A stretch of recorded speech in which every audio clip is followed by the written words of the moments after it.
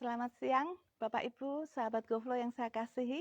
Jumpa lagi dengan saya, Liana, dari GoFlow. Apa kabar semuanya? Saya harap kita semua dalam keadaan sehat, sukacita, dan bahagia selalu. Bapak Ibu, pernah mendengar lagu ini? Jatuh cinta, berjuta rasanya. Pernah ya? Zaman yang Bapak-bapak, Ibu-ibu yang zamannya saya pasti pernah dengar lagu ini. Sekarang gimana kalau kita rubah lagunya? Jatuh cinta, berjuta uangnya. Mau nggak Bapak Ibu? Pasti mau dong ya. Nah, di kesempatan live kali ini saya ingin membagikan beberapa tips bagaimana membuat uang itu jatuh cinta pada kita. Nah, seperti kita semua ketahui bahwa kita ini kan punya energi. Seluruh alam semesta ini itu juga punya energi. Uang itu juga punya energi. Handphone kita ada energi, tumbuh-tumbuhan yang ada di sekeliling saya ini juga punya energi. Demikian juga dengan uang. Uang itu adalah energi, ya. Terutama ini pikiran kita ini sebuah energi. Nah, karena pikiran kita ini energi, maka pikiran kita ini bisa menggerakkan uang itu mau masuk atau mau keluar dari hidup kita. Maka kita harus hati-hati dengan pikiran kita. Kita yuk berpikir bagaimana caranya supaya uang itu jatuh cinta sama kita, mau deket-deket kita, gitu, nggak mau lari, nggak mau pergi dari kita, ya kan? Enak kan kalau seperti itu. Nah, saya di sini pengen membahas sedikit tentang law of attraction ya, hukum tarik menarik, di mana kita itu sejenis menarik sejenis. Jadi kalau misalnya orang baik ya akan menarik orang baik. Kalau Anda ingin menjadi orang baik, bergaulah dengan orang-orang yang baik. Kalau Anda ingin menjadi orang jahat, maka masuklah ke gerombolan si berat atau gerombolan yang jahat-jahat gitu ya. Demikian juga suka menarik suka. Kalau Anda suka sepedaan, otomatis Anda akan masuk ke klub sepedaan, betul kan?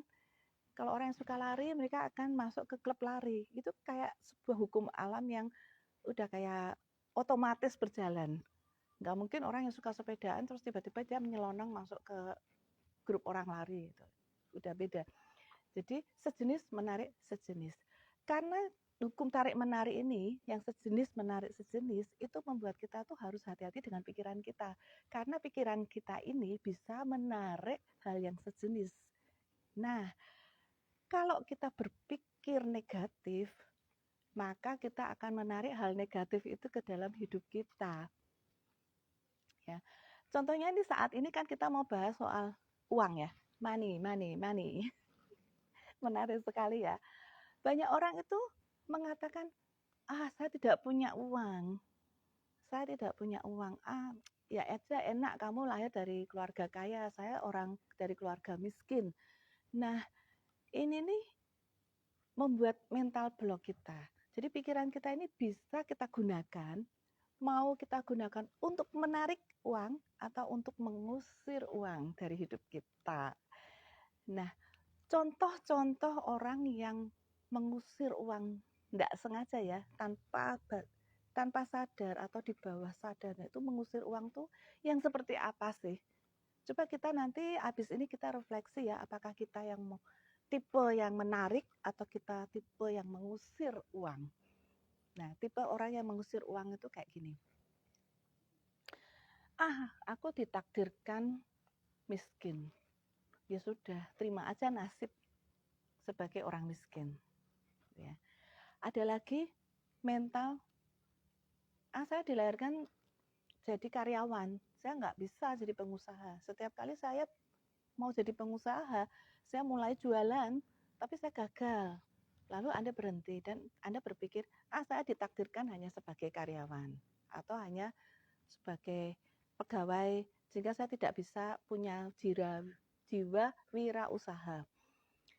Tidak seperti itu Bapak Ibu, kita harus kalau kita jatuh, kita bangkit lagi. Karena semua orang diberi kemampuan yang sama oleh Tuhan.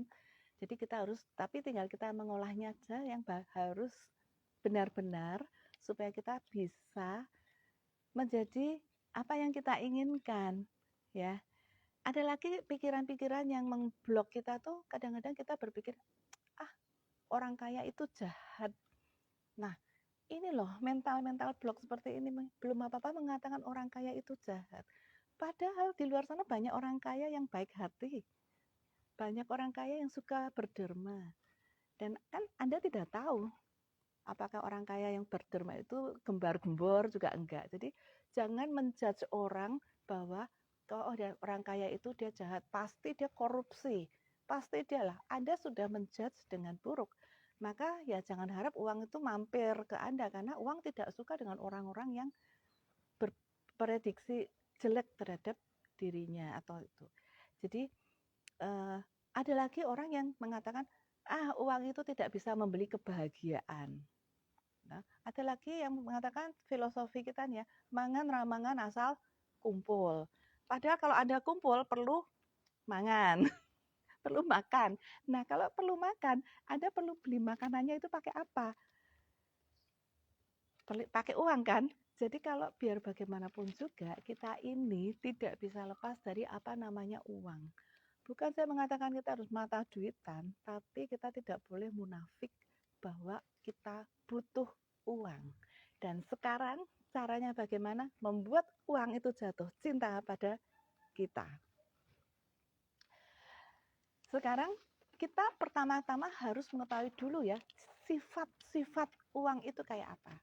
Bapak Ibu, kalau kita kepingin jatuh cinta pada seseorang atau orang mencintai kita, kita pengen jatuh cinta pada seseorang ya, misalnya wanita pujaan hati atau pria pujaan hati, kita tuh harus tahu sifat-sifatnya kan. Misalnya kita bapak-bapak atau dulu waktu masih muda kita atau buat para muda-mudi yang belum menikah, kalau kita itu mempunyai gebetan, kita pasti akan mencari sifat-sifat cewek kita ini. Oh, si cewek ini suka coklat. Oh, dia suka sesuatu yang indah, ya.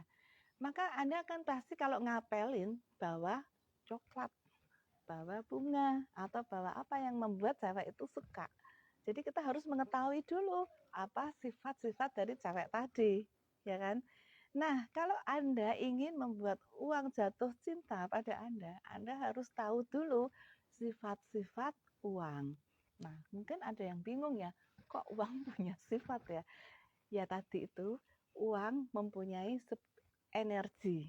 Sama kayak pohon-pohon, sama kayak ya semua tuh di alam semesta ini mempunyai apa yang namanya energi. Dan kita dengan pikiran kita bisa menariknya.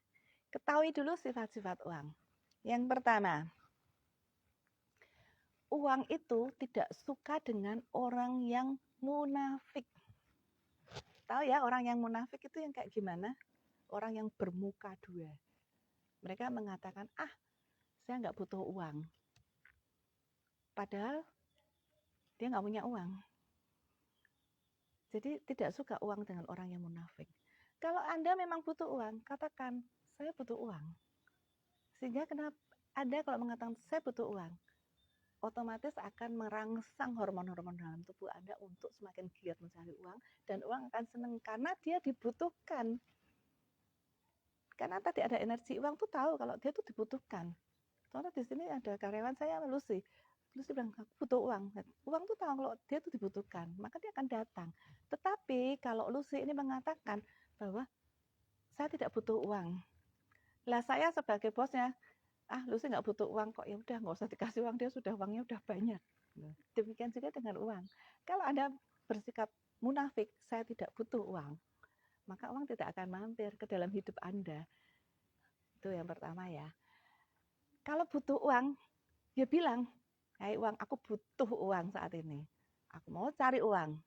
Jangan munafik, aku nggak butuh uang. Kalau ada orang kasih uang Anda, oh jangan, aku nggak butuh.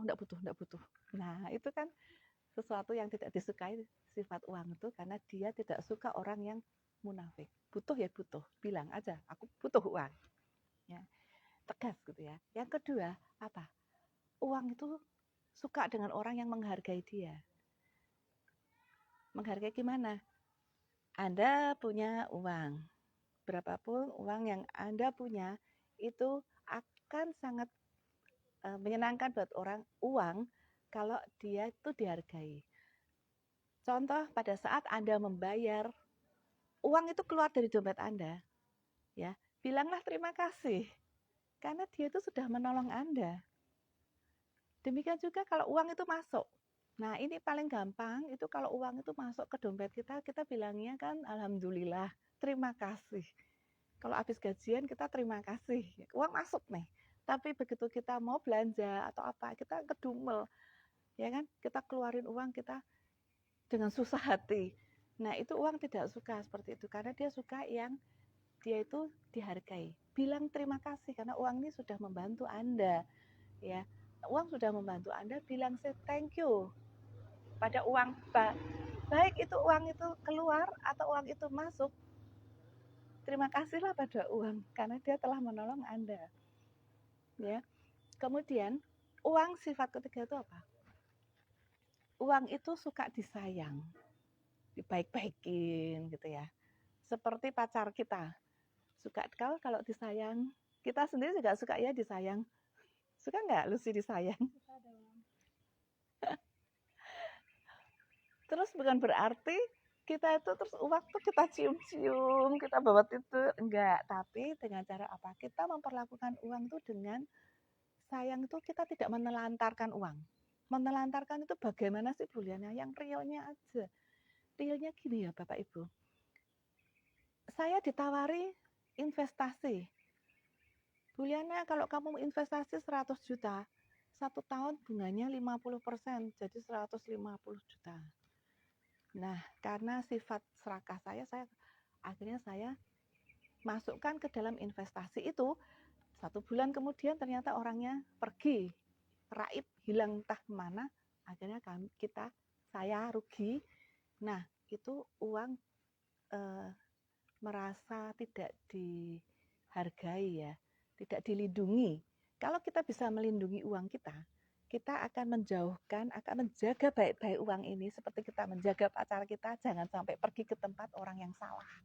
Jangan sampai ke investasi yang salah, investasi yang bodong, menjual impian-impian. Sangat berisiko bagi uang itu. Ya.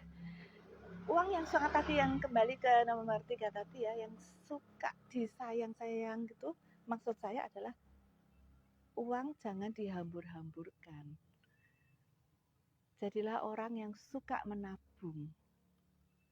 Ya, suka menabung, kita hidup dengan hemat. Uang suka dengan orang yang seperti ini. Maka tidak heran kalau orang yang hemat dan suka menabung, uangnya banyak di bank. Nah, sudah berapa ya? 4 ya tadi ya. Tidak munafik, kemudian suka dihargai, say thank you kalau ada kita mengeluarkan uang atau uang masuk juga kita bilang terima kasih, bang keluar masuk. Kemudian uang juga suka disayang-sayang, ya maksud saya dijaga, jangan cepet-cepet habis. Jadi kalau habis gajian jangan langsung buka toko oranye atau toko hijau atau toko hitam langsung buat belanja di live IG atau apapun itu. Tetapi harus Anda masukkan di dalam bank berapa persen untuk ditabung. Itu uang suka dengan orang yang suka menabung. Dan uang suka orang yang melindungi dia. Jadi jangan sampai keblondrok di investasi bodong. Jadi kita selektif dalam memakai uang ini tadi. Ya, yang keempat. Dan yang kelima adalah apa? Uang itu tidak suka, ingat ya ini ibu-ibu ya, uang tidak suka disalah-salahkan. Ingat ya tadi uang itu kan punya energi. Tetapi kalau kita itu dalam hidup kita selalu menyalahkan uang dalam setiap tragedi kita. Ya, anak saya masuk rumah sakit tidak bisa di VIP karena saya tidak punya uang. Di BPJS saya dapatnya cuma di kelas 3. Hey, masih beruntung masih bisa masuk rumah sakit dan masih dirawat. Perkara tidak bisa masuk di VIP atau apa, itu nomor 2. Yang penting saat ini anak Anda tertolong dulu. Ya. Jadi kita ini selalu kayak menyalahkan uang gitu loh. Kalau aja aku jadi orang kaya, pasti uangku banyak, aku bisa ini itu. Nah, yang paling gampang itu yang setiap hari saya temui kalau saya ke supermarket atau ke pasar. Ibu-ibu tuh selalu mengeluh di kasir ya. Dulu uang saya uang 100.000 saya dapatnya segepok. Tapi saat ini uang 100.000 itu saya cuma dapat sedikit. Nah, itu uang nggak suka. Uang hadir di dunia ini, dia itu ingin menolong kita loh. Coba bayangkan Bapak Ibu, kalau tidak ada uang, bagaimana hidup kita? Kita kembali ke zaman Flintstone, zaman batu, zaman purba. Untuk mendapatkan suatu barang kita harus melakukannya dengan barter atau tukar barang. Itu repot sekali. Maka ada uang hadir di tengah kita, itu sebetulnya tujuannya untuk membantu kita. Maka jangan dipersalahkan terus, jangan mengeluh, ya. Nah, kemudian uang itu tidak suka hal-hal yang palsu. Maksudnya apa nih Bu Liana? Gini Bapak Ibu, andaikan Anda sudah menjadi seorang pengusaha, Anda sudah menemukan satu brand sendiri dan sudah merdeka. Contoh makanan bakpia, martabak atau apa dengan brand yang sudah Anda ciptakan, dengan sudah dapat pasar yang bagus, ya. Terus tiba-tiba ada teman Anda membuka brand yang kurang lebihnya mirip-mirip sama, jualannya ya mirip-mirip sama. Hati Anda gimana rasanya? Kesel dong ya, yang merintis susah-susah Anda yang menuai orang lain, jengkel. Ya. Jadi meskipun nanti pesaing kita yang mengambil, uang itu nggak akan betah sama dia, jadi nggak usah khawatir. Jadi uang itu tidak suka pada orang yang menipu, merampok, ya, kemudian memalsukan barang-barang. Kalau Anda tidak bisa memakai tas branded yang asli, mendingan nggak usah pakai tas branded deh. Pakai tas batik itu malah bagus. Kenapa? Karena kita membawa nama Indonesia. Mengangkat UMKM di Indonesia. Ya, jadi kita jangan fake ya, kepengennya pakai sepatu Skechers, Nike. Tetapi karena kita belum punya uang untuk beli itu, kita pakai yang palsu-palsu. Wah, tak suka orang yang palsu seperti itu. Kemudian satu lagi, uang itu sifatnya apa? Polos. Polos itu gimana? Naif. Dia tuh tidak tahu orang ini baik, orang ini jahat. Selama uang itu diperlakukan dengan baik, yang tadi saya sebut ya, dia tidak orang jahat tadi itu dia tidak munafik, dia menjaga uangnya dengan baik, dan banyak tadi yang saya sudah sebutkan itu ya, maka uang itu akan deket-deket orang jahat tadi. Maka kan banyak nih pertanyaan, pasti banyak ya, BK pasti sering tanya, lah orang itu jahat kenapa kok tambah kaya, tambah kaya, tambah kaya. Nah sekarang jawabannya adalah meskipun dia itu jahat, tapi dia bisa memperlakukan uang ini dengan baik sesuai dengan apa yang uang inginkan, gitu. Sampai sini jelas ya Bapak Ibu. Nah yang ke berapa ya? Ketujuh. Uang itu suka orang yang rapi. Nah, Bapak Ibu yuk introspeksi yuk, mulai dari rumah kita sudah rapi belum? Ya. Kemudian terutama sekali dilihat tuh dompet Anda. Apakah uang itu sudah terjejer rapi atau masih umpek-umpekan di dalam? Sampai mau napas aja kita nggak bisa ya. Nah, uang suka kerapian. Maka jaga dompet Anda supaya selalu rapi.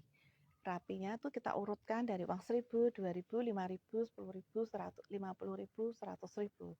Kepala ketemu kepala, ya pokoknya dijaga yang rapi seperti yang di bank-bank itu seperti itu. Uang suka orang yang rapi, baik itu rapi dompetnya atau rapi penampilannya, rapi rumahnya. Uang suka orang yang seperti itu. Bapak Ibu kalau seandainya pergi ke pasar beli bakmi goreng atau lupis atau jajan pasar, kita kasih uang, kembaliannya simbok-simbok itu dia merogoh-rogoh dari dompetnya yang diuwel-uwel banyak sekali uang. Kemudian untuk mengambil kembalian aja dia harus mengorek-ngorek sehingga tangannya ini penuh bakteri dari uang itu. Anda jijik enggak? Jijik ya. Apalagi kalau uangnya itu disumpelkan ke balik BH. Itu lebih menjijikkan lagi. Jadi uang tidak akan suka dengan orang seperti ini. Tetapi coba Anda ke supermarket atau yang sudah minimarket modern, mereka punya kasir yang 1.000-an, 2.000, 5.000. Jadi mereka mengembalikan nyusui atau kasih kembalian itu cepat. Gitu. Maka orang yang kalau gerak cepat, rajin itu pasti uang suka mampir ke sana. Ya, itu terus uang itu suka pada orang yang senang berderma. Kalau Anda sudah banyak uang, tetapi uang itu Anda pakai sendiri, konsumtif sendiri, egosentris sendiri, uang nggak akan suka berlama-lama dengan Anda. Tetapi kalau Anda suka membagi-bagikan itu, alam semesta, Tuhan akan mengirim lebih banyak lagi uang untuk Anda bagikan kepada sesama. Entah itu ke yatim piatu, panti asuhan, rumah jompo, atau apapun tempat-tempat Anda bisa beramal. Kalau Anda suka beramal, maka uang akan suka mampir pada Anda. Gitu. Nah, yang berikutnya adalah agak ngeblank dikit. Uang suka orang yang rajin. Ya, kenapa?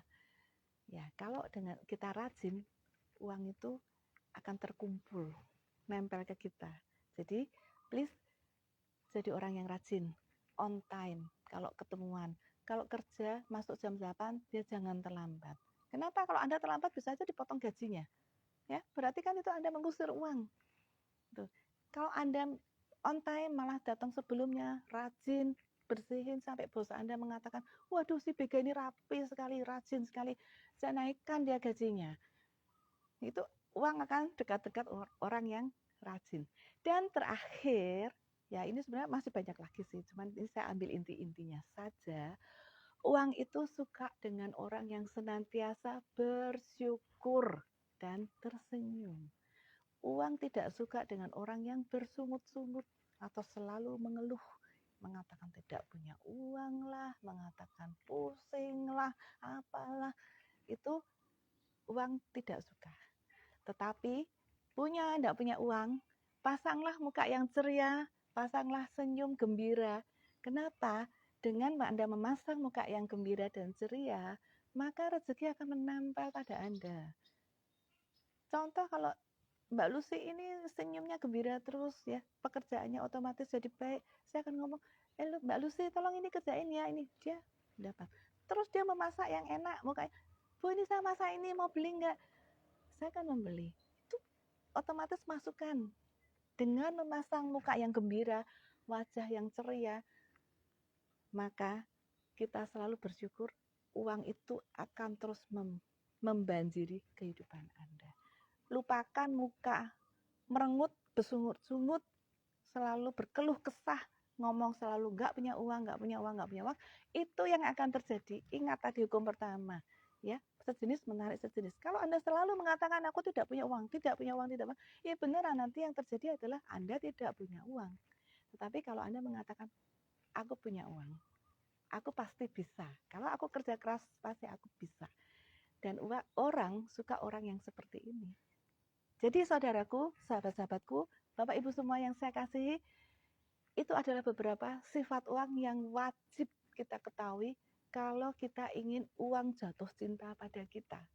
Kalau Anda sudah melakukan ini dan berhasil, nanti Anda bisa texting saya, bisa memberikan kesaksian pada saya bahwa ini memang sudah saya buktikan dan itu telah berhasil.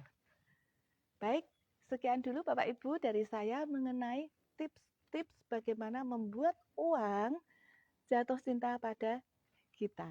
Money, money, money. Sampai ketemu lagi hari Rabu minggu depan dengan topik yang lebih lagi. Salam, saya Liana Kurniawati dari GoFlow.